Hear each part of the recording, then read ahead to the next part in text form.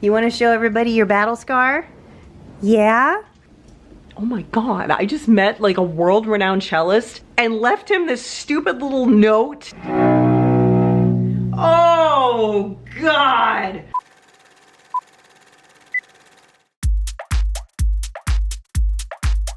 It's LeahMouseVlog, LeahMouseVlog, it's LeahMouse's vlog.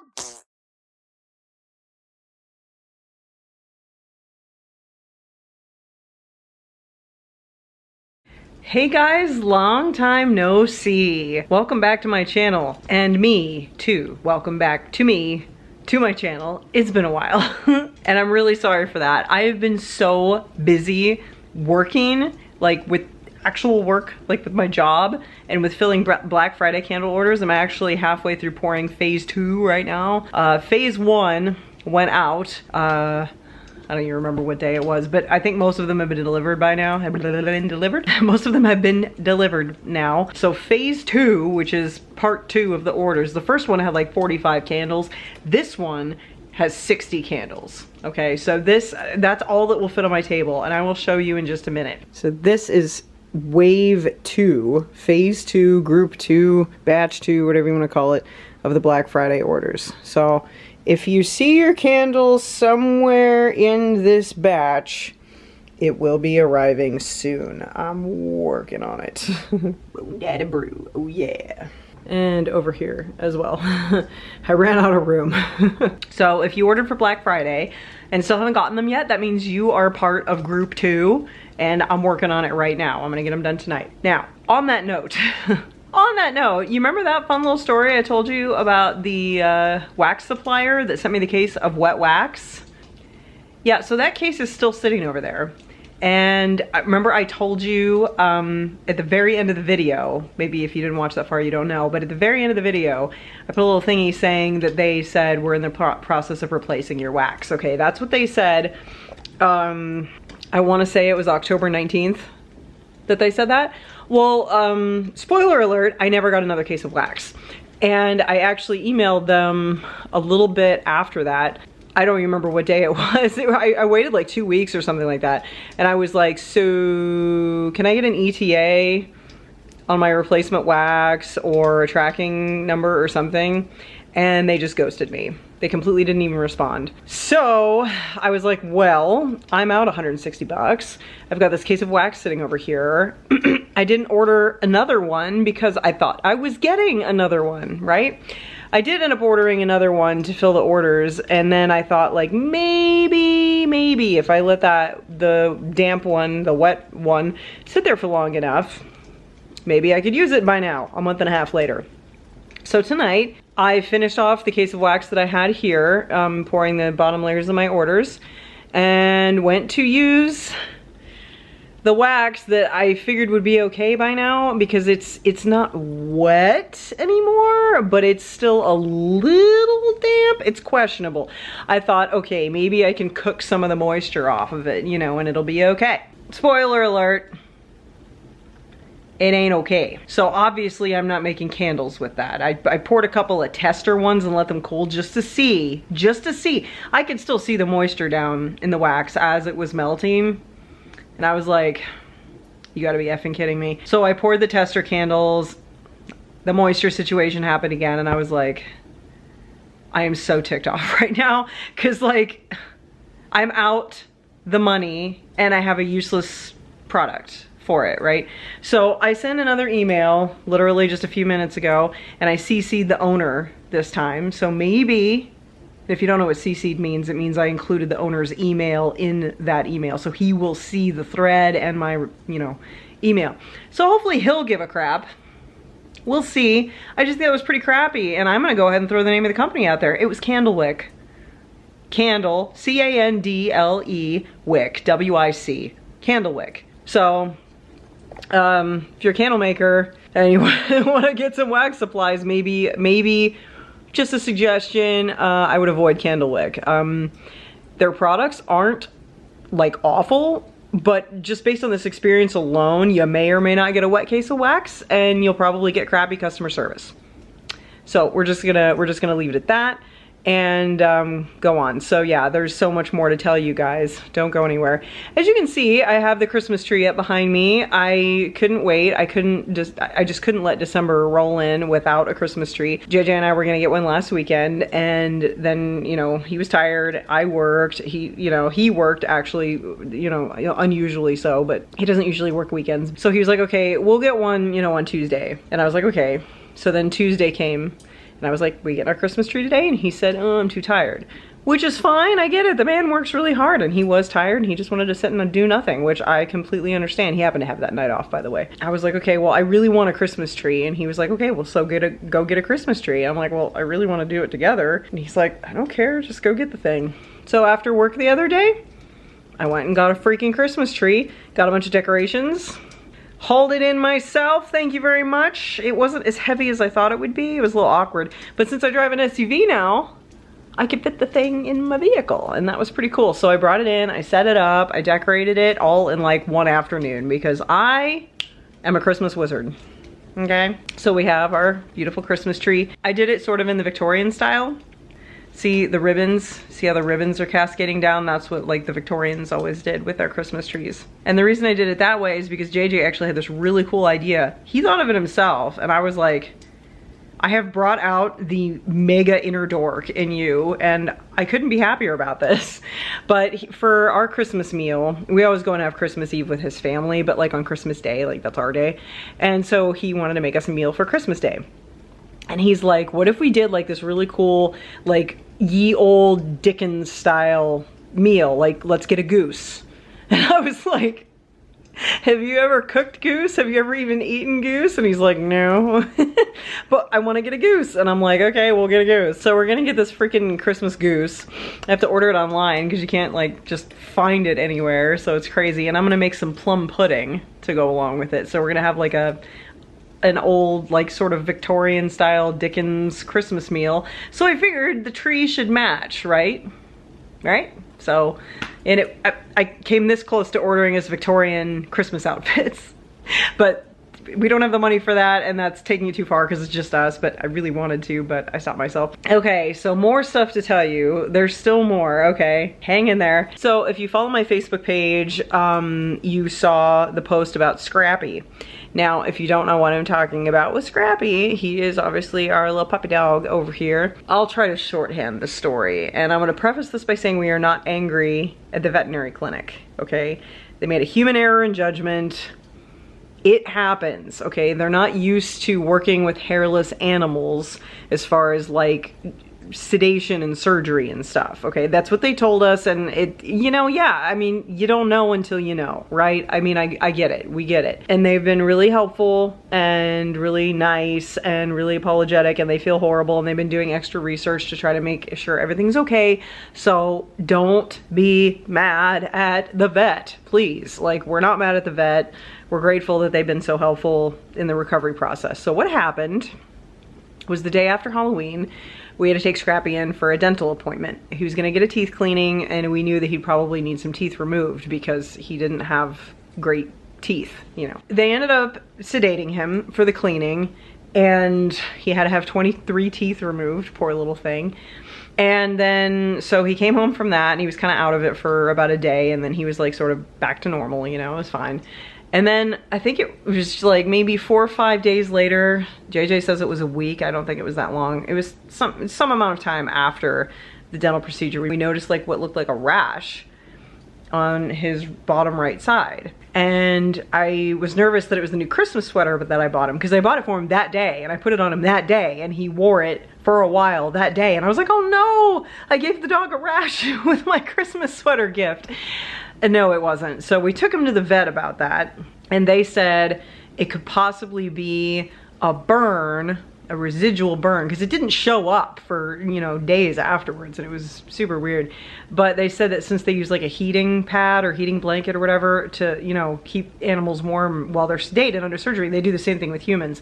They said that they might have misjudged the temperature and contact since he is hairless and they're not used to the hairless situation, and you know, it was a little bit too warm for him, and it caused, you know, a burn.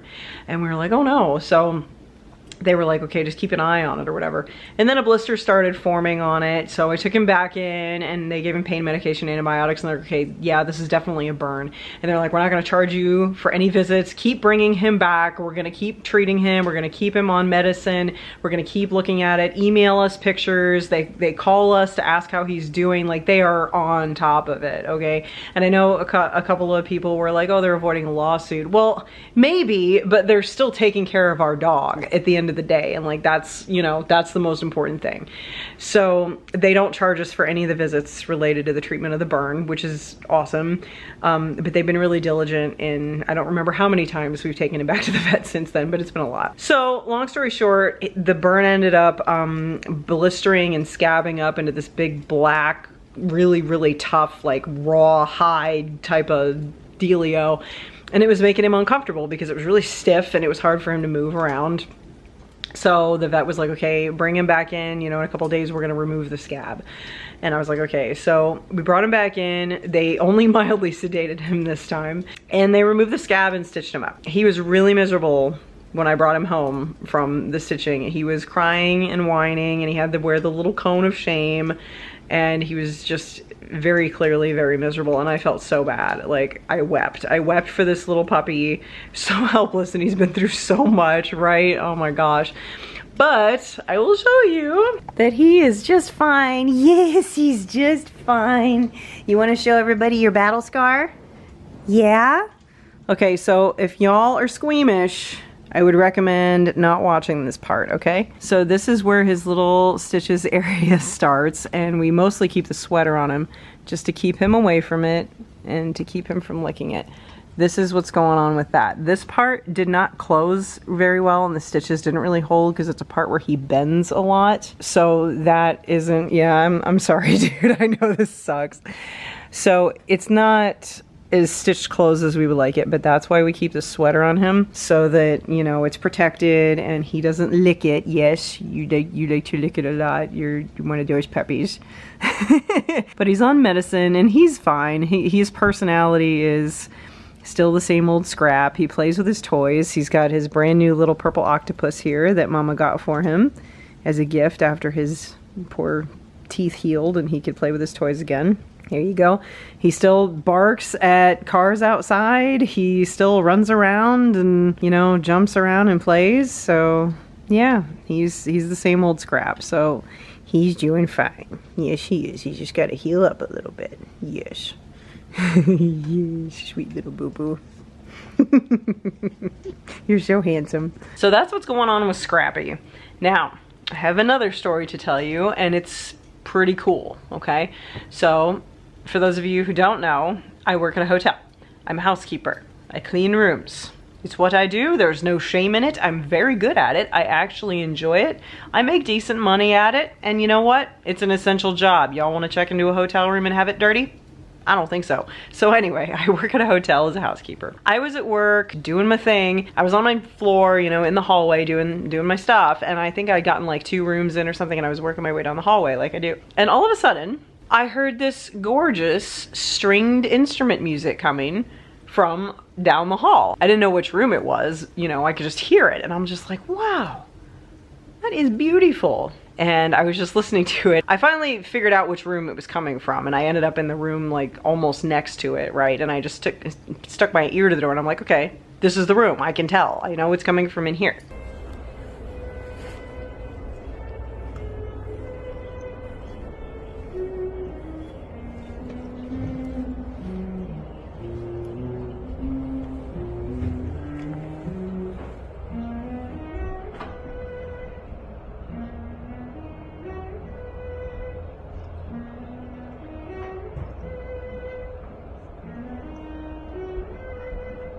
Right?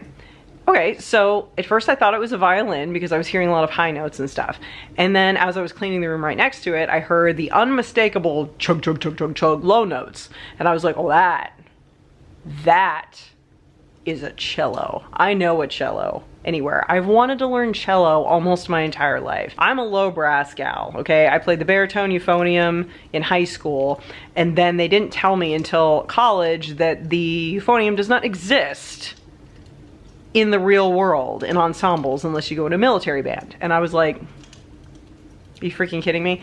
So my next thing was like, well, what is the euphonium of the orchestral world?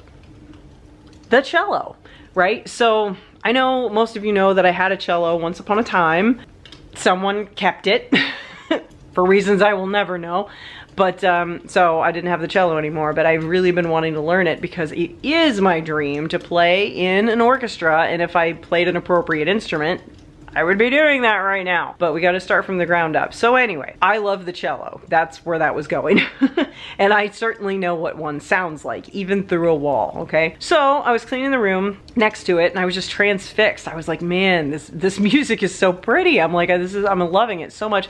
And I just figured it was like a grad student. I don't know. I didn't know who the heck was playing because, you know, we get musicians come through every once in a while, like orchestras or, you know, traveling performers or students, grad students, professors even, you know, whatever. I didn't know. They stopped playing, so I quickly wrote a little note and I said, your playing was beautiful, and then I put in parentheses, cello? Because I was pretty sure, but I wasn't like 100% positive. I didn't want to look stupid, you know? And I said, thank you for brightening my work day. And then I put my name and I put housekeeping, you know, but I was a housekeeper. Since they stopped playing, I wrote the note and I slipped it under the door. And then I went back to cleaning the room that I was in. A few minutes later, this very tall, very smartly dressed gentleman, he came up to me in my room that I was cleaning and he said, excuse me. And he had like an accent, but I can't replicate it, but he had an accent. And he said, excuse me, are you the one who wrote me the note? I said, yeah, I am. He was like, oh, thank you, that was so nice. He's like, can I get a picture with you? I want to show my wife. And I was like, oh, that's interesting, okay. So he wanted me to come out by my housekeeping cart, yes, and take a picture with him. And he took it on his phone. And so he, you know, took the picture of us standing there next to my housekeeping cart. And he was like, oh, thank you so much. I was like, well, thank you. The music was beautiful, right? That was super cool. And then I went back to cleaning my rooms. So I went back to cleaning my rooms. And about, I don't know, 15, 20 minutes later, I heard the door to that room open. I'm really good about that. I like to listen and I can tell when somebody's coming from a room because I have to be diligent, like, oh, are they on my list and they're leaving? I gotta see which room it was because they don't always stop at the front desk to check out. So it still says it's not out on my board, but if I see them leave, I know it's good to go, right? So I knew that that was his room that had opened and he had walked out of. So I popped my head out to check. And lo and behold, he was walking down the hallway with a cello slung over his back. Am I good or am I good? I identified a cello through a wall. Thank you very much. So I was like, okay, it's about, you know, 11 o'clock and I'm just like, okay, I'm kind of curious who this is. So I did a little Google search to see what, you know, orchestra musicians, specifically cellists, were performing in the area, you know, today. There was only one result that came up. And I'm probably gonna say it wrong and I apologize, but his name was Amit Ped, and he was an Israeli cellist slash conductor, world renowned. He's extremely famous. He's on Spotify, look it up, Amit Ped, A-M-I-T-P-E-L-E-D.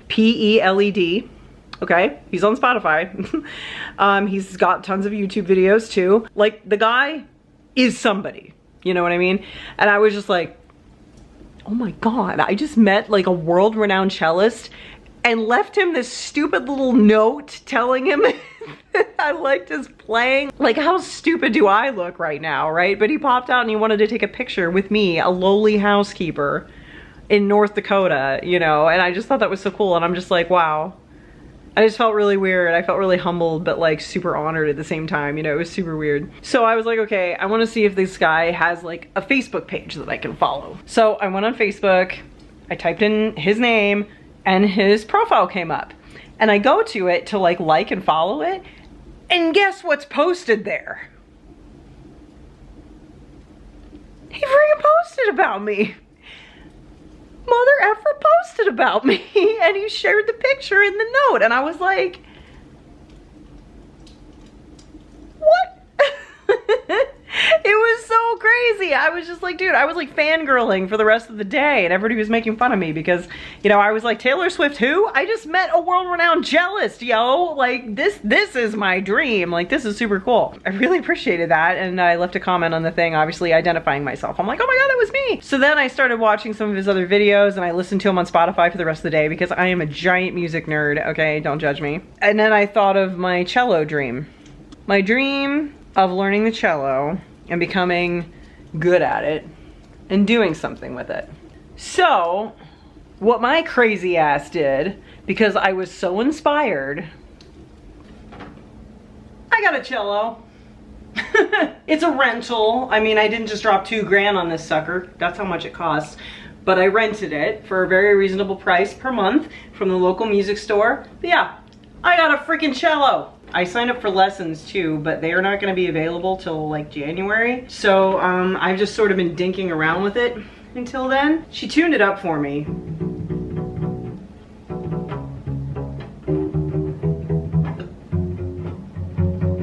It's a little wonky.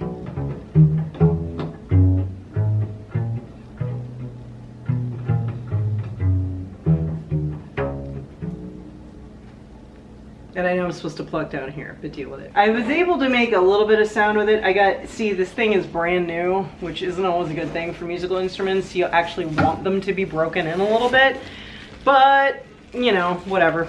So, and the bow is brand new as well. Also not great. This is called the Frog, by the way. I remember that from my violin lessons. So, brand new bow, brand new cello, brand new rosin, which means it did not make a dingle freaking sound when I first tried to mess with it, because everything is still new.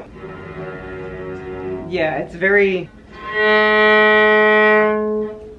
I still can't get the bottom to make sound, which is the one I like the best.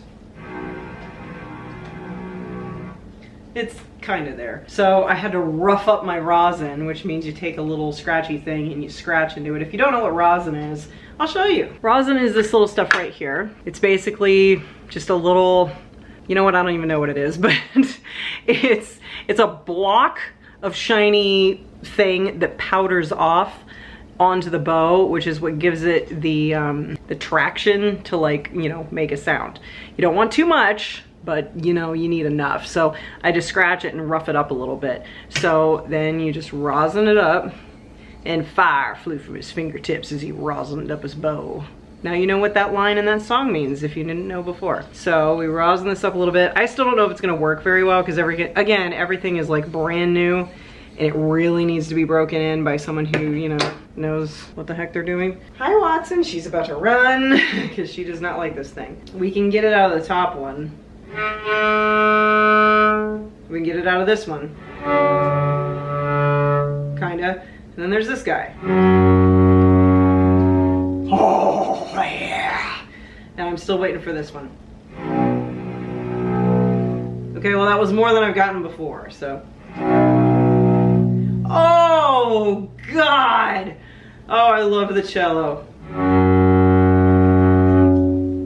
Luckily, I took about a month and a half of violin lessons, so I kinda know my way around a string instrument a little bit.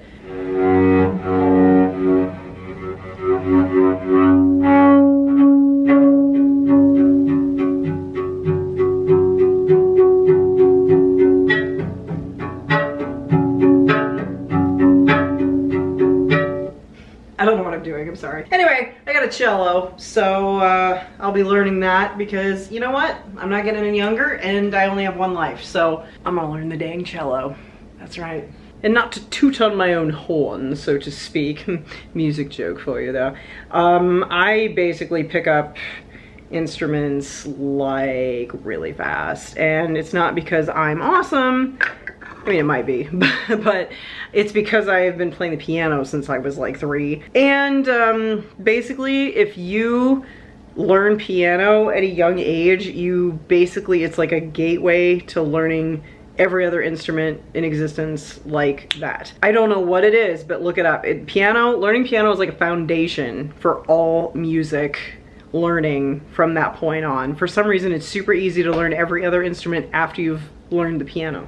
I don't know why, but it is. Yeah, music just makes sense to me. In my weird little scattered brain that makes no sense and doesn't understand much of anything, music has always been the one thing that has made sense, brings me serenity, brings me calm, brings me joy.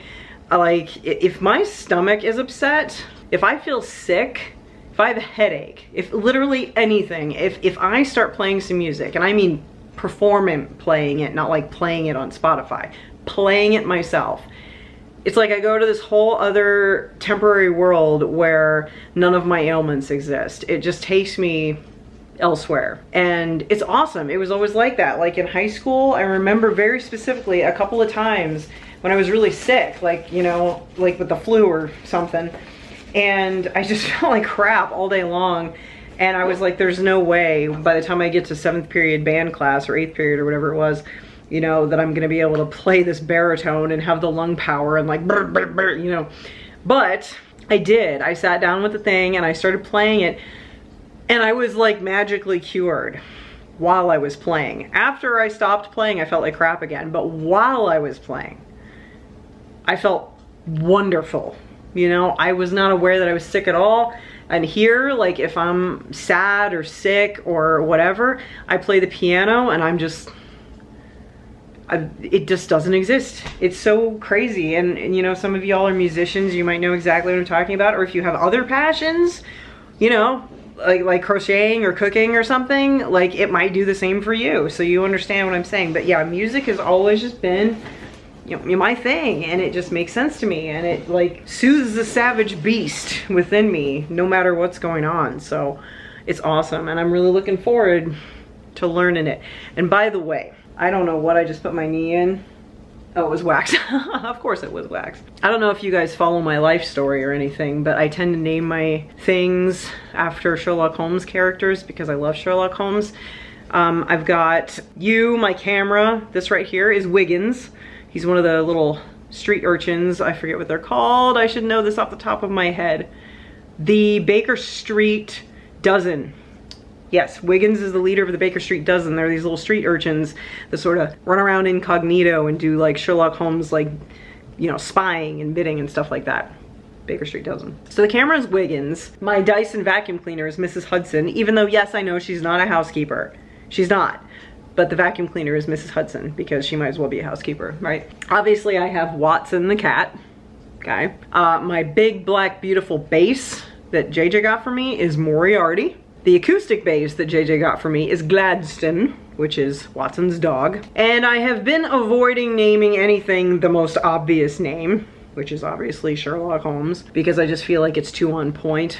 But I'm thinking we might have a candidate. I'm planning on upgrading to a more professional quality cello once I really get there, because this is like sort of a beginner cello, you know. And so I'm thinking maybe this one is going to be Ms. Holmes. And then when I upgrade, that one is going to be Sherlock. Goals. So that is what's been going on in the mousehold. Mousehold. It's clever, right? And hi, Teeny. I'm sorry it's been so long since I've vlogged. I've just been really busy, and I was really burnt out after the Vlogtober and the giveaway contests and everything. And I just kind of wanted to step away and just live a little bit, you know what I mean? But it's good to be back. And speaking of coming back to YouTube, I cannot believe Colleen Ballinger came back. I'm not gonna say anything on it other than, girl, ain't nobody wants you here. That's all I'm saying. Anyway, I hope you guys are having a fun holiday season so far, and if your holiday season is just starting, then I hope it is an awesome one.